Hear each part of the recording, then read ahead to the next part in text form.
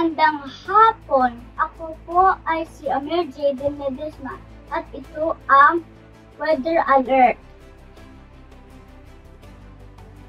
Kahapon ay pumalo ng 42 degrees ang init ng panahon.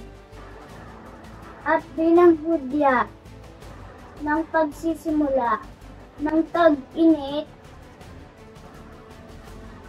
ay pumalo ngayong araw sa 43 degrees ang init ng panahon.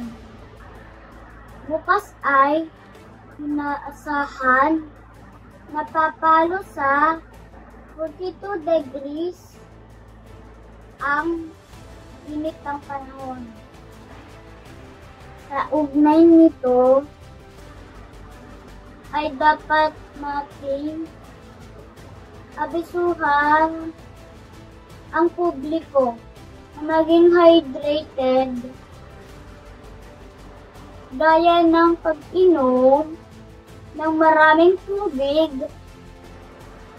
at iwasan din at mga activities sa labas ng bahay.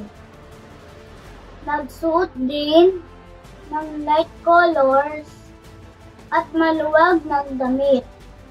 Kung hindi maiwasan nang lumabas ng bahay, ay magpahinga kada 13 minutes upang maiwasan ang heat stroke.